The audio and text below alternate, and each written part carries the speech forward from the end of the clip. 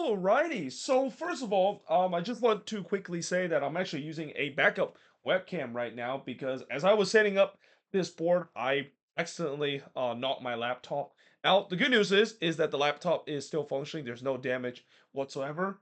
Bad news is the webcam that I use, the USB cable, it got bended to a point where I try to replug it into the laptop and it does not work whatsoever. So yeah, I'm basically using a backup webcam. This is my one of my older webcam. Most likely, I'm going to go to the store a little bit later to get myself a new webcam as well. So yeah, sucks the fact that of course is the case, but what can you do? Obviously, it's a little unfortunate.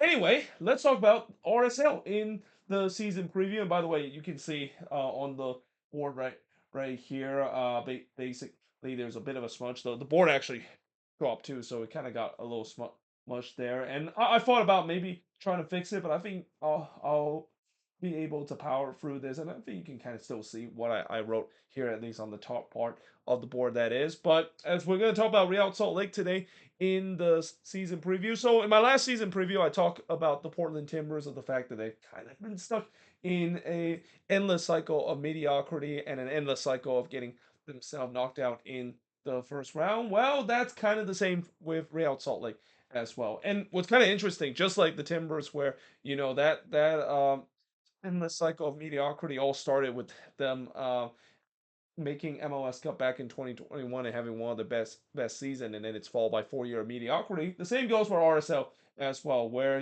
after that Cinderella run they had against LAFC to the Western Conference Final, it once again kicked off a cycle of mediocrity with them exiting out of the first round 3 straight years, and then last year they didn't even make it to the first round. They only got to the play in round and lost that one. Now, last season they finished 12, 5, and 17 and finished with 41 points, and they kind of almost did something similar to what they did in 2021, which is becoming one of the last team to make it into the playoffs. They had to literally hold on for dear life against St. Louis to make it into the playoffs with that 2-2 draw. But they lost to the Portland Timbers in the playing round, and that's got to be disappointing. Consider, as I've said about the Portland Timbers earlier in my season preview. It just feels like that team was just backing their way into the playoffs and are just self-destructing. So yeah, the fact that they lost to that team in the playing round like that definitely not something that RSL fans were hoping for. Their last playoff appearance is 2025, and their last MLS Cup. I talk about Portland Timbers. It's been a while since they last won the MLS Cup. I mean, for RSL, it's even longer. 2009 was the last time that they won MLS Cup as well. In fact, it's been so long that the last time RSL won the MLS Cup, this was back when MLS Cup was playing in neutral venue as well. So they actually didn't win this MLS Cup in Salt Lake City. They actually won this one in Seattle when they, of course, had MLS Cup in Seattle as well. And as part of a time where it really lured the league interest of bringing back the Seattle Sounders, or at least bringing the Seattle Sounders into this league. Seattle was never in MLS in the first place, and yes, it definitely worked out for the league and especially for that franchise in the city of Seattle as well. Now, looking at the last 5 seasons for RSL, they finished 12, 5, and 17 and finished with 41 points, and they lost to the Portland Timbers in the first round, or in the playing round, that is. Again, I'm so used to saying first round because that's just kind of how it is for RSL, at least when it comes to first round exit.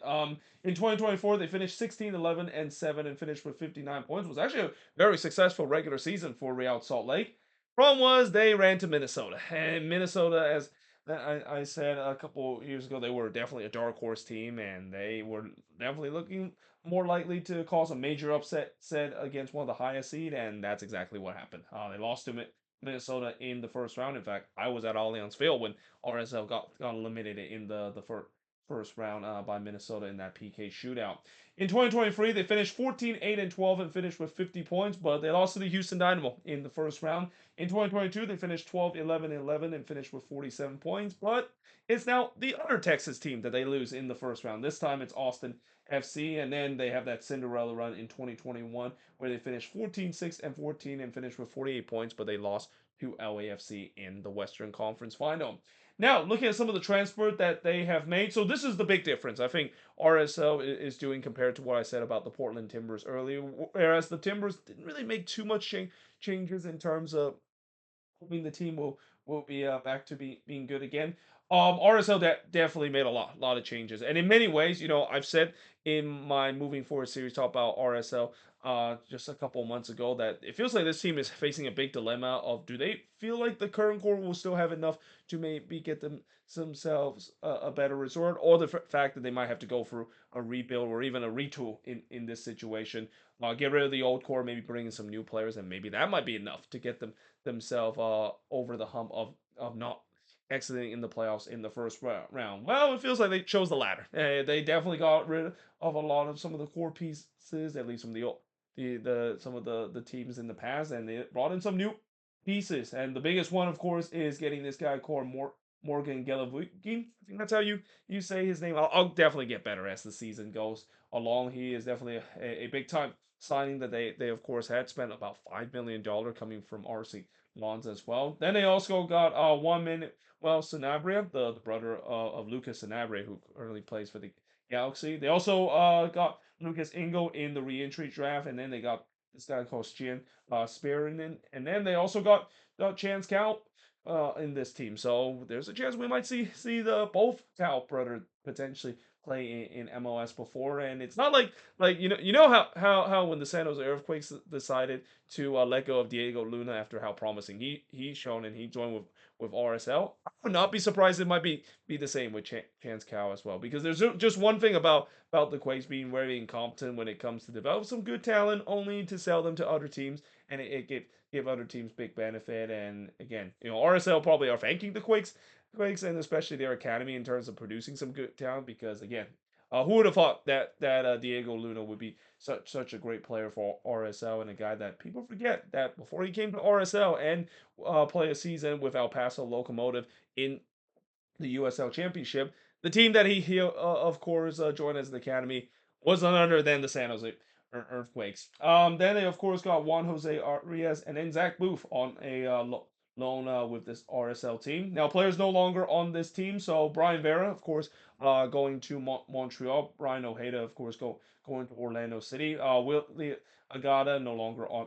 on this team as well, despite the fact that I was hoping that William Agata might have a renaissance kind of season, just like he did with Sporting KC a couple years ago. Didn't really quite work out. They also lost Kevin Lampert and Foster Ayago. They also decided to let go of Diego Gonzalez, so he's kind of part of that old core that they decided to spend a lot of money to trying to help this team, and Diego Gonzalez was one of their bigger signings. He turns out to be a huge flop for this RSL team. They also let go of Javane Braun, Johnny Russell, Zach McMath, of course, decided to announce his retirement, and then they decided to not renew the loan of Juan Cruz, who, yeah, it's safe to say he flopped pretty hard during his time with RSL, and then they also let go of Kobe Henry. Now, looking at the first 5 games for RSL, they got Vancouver on the road to start. So, yeah, talk about a rude awakening to begin the season. You have to face against the team that made it all the way to MLS Cup, and it doesn't get any easier after that too, because they get to face the Seattle Sounder at home before going on the road to face against Atlanta, before returning home to face against Austin, and then they have to go on the road to face against San Diego FC. So besides Atlanta, RSL, they're pretty much facing all the team that made it to the playoffs last season, and that's definitely one of the more brutal schedule to begin the season. Just as brutal as what we saw with Minnesota and how they have to face pretty much not only good teams, but pretty much all the teams that finished near the top of the Western Conference last season.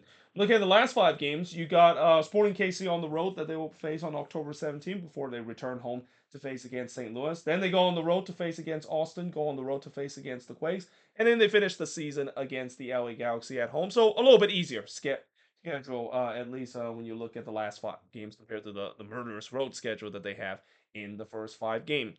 The strength of this team, it's definitely the goalkeeping. I mean, Rafael Cabral was one of the most underrated goalkeeper in this league. He was so good that the fact that he just won that job outright over Zach McMath. And I don't want to say that kind of forced Zach McMath to retire. But yeah, I mean, he is definitely the one of the main reason why last season RSL, even though at times their defense was not good, Rafael Cabral was stealing games left, right, and center with all the great save that he made. And again, a very underrated goalkeeper. He's definitely considered to be one of the top 10, maybe even top 5 goalkeeper in the league that doesn't get enough recognition. So, what's the weakness of this team? I gotta say, it's got to be the unproven defense and the attack, and the fact that starting on the defensive end, it looks like maybe they're gonna go with a free back system. I mean, I don't know if they have enough center back to do so, especially it looks like from what we seen in preseason, they're trying to put DeAndre Yedlin as one of the center back. I mean, Yedlin can play in the center back position, but he's not really a guy that you would really trust. The fact that he would be one of your lockdown center back out of the free back system that maybe Pablo Mastroeni is going to go this year as well. And then of course the attack as well. By the way, they also put Lucas Ingo as one of the free back as well. So you have two fullbacks that play in the center back position, coming from FC Cincinnati to play as one of the two center or the two of the free center back pairing alongside with Justin Glatt in that free back system. Yeah, that doesn't feel like it's going to work pretty well. Though I could be proven wrong. Maybe they of course would turns out to look well, and that yeah, we'll see how of course this of course will go, and then of course the attack as well. I would say the attack maybe might be a little bit more proven because they of course have Diego Luna, who last season, as much as he started hot last season, he didn't really quite have a good second half of the season. I mean, I think the other thing that's unproven on the attack, with their new signing, Gilbert Bogey, they're hoping that he can be an impact player on the winger position, and then Olatunji, who kind of got better as the season goes along, maybe he could be an impact player on that spot as well. So the three big question for this RSL team, and I think this is probably the biggest question of this season. This is maybe the thing that could determine whether or not if this team will have success this year or not. Can they finally get some hit, and can they finally produce some good signings that they have pretty much flopped mostly, not just last season but in previous year. When you look at all the oncoming transfer that RSL has, and it's not like this team has stand pat when it comes to signings. They've signed a lot of players over the years, bringing a lot of foreign kind of transaction over the years, and most of them has been just hugely disappointed and have been mostly flop. And that's kind of the reason why they've been kind of become a bit of a mediocre team. I mean, they thought that they took the next step by being more ambitious, but all they do is just kind of been hitting mostly bust as a result. So that's going to be something that they have to hope that it will change this year. And again, when you look at some of the signings that they have, again, it just kind of feels like it's almost like the previous group. Yes, on paper, it looked like there might be some talent that is there. Especially the one worry I have when you look at some of these signing has to point all into the big signing of Morgan Gullivergi. He did not do well last season with RC Lens, and there could be a case where maybe he come to MLS, and we've seen before where maybe players didn't play well in Europe, but they come to MLS and really thrive. Can he be that kind of guy? They really need him to be, especially with the amount of money that they spend. Otherwise, they should just pretty much just sign another Diego Gonzalez situation, or even a Ruan Cruz situation that they had last year. Which outstanding youngster from either Real Monarchs or the Super Draft will stepped up? So we know this team likes to promote within, especially with this being one of the more talented academy in the league, and Real Monarchs always produce some hidden gems that can be quality starters. I wonder who's going to be there coming up in this team and really make a huge impact to this team, and even the Super Draft as well, which they also heavily rely on. And not only rely on that, but they immediately put these guys to play Real Monarchs, and it turns out that they not only got some meaningful game minutes with the second team in MLS Next Pro, but can step straight into the main team and start making an instant impact for the main team as well. And then last but not least, does this team finally have enough in terms of getting past the dreaded first round exit? So this has kind of been the thing that RSL fans been asking for the past couple of years. The fact that on paper, when you look at this team, there's definitely a lot of upside. The ceiling is definitely could be high for this team, but that is if everything, of course, goes right. And as we know about RSL, most time or not, it doesn't always work that way.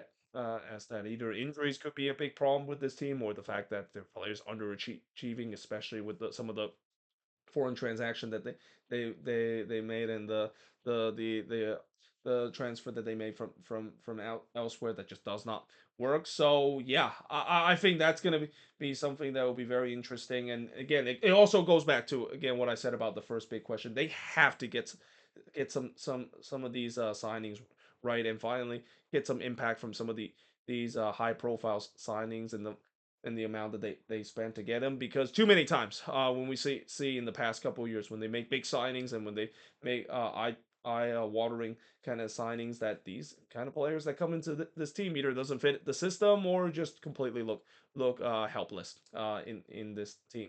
So looking at high in this team, I'm gonna put six as the highest spot, but I also feel like I wouldn't be surprised it could be higher than that. In fact, I probably should have put them maybe like up to fifth or fourth place, because again, I feel like this team is kind of highly unpredictable. This is probably one of the more unpredictable team this season, where I can definitely see it can go either way. If as I mentioned, if everything goes well, if all their signings turns out to look good, if some of their young talented player like Diego Luna have another monster year and hope to stay with this team for the entire season, because he's been getting a lot of offer in Europe in these last seasons or two, then I think this team can definitely be secretly be one of the dark horse in the West and maybe even sneak into the top four. But if everything fall apart again, and if it's like what we've seen before, where some of these new signings turns out to be a huge flop once again, like the old regime has done, yeah, they're probably going to be contending for wooden spoon and maybe be one of the worst team in the Western Conference this season. But there you have it. That is pretty much it. Talk about RSL in the season preview. As always, let me know in the comments below, what do you think of this video, and if you're an RSL fan, what do you think is the strength, the weakness, the free big question, and also your prediction and expectation of this team heading into this season. But till then, hope you guys enjoyed this video, and I will see you guys next time.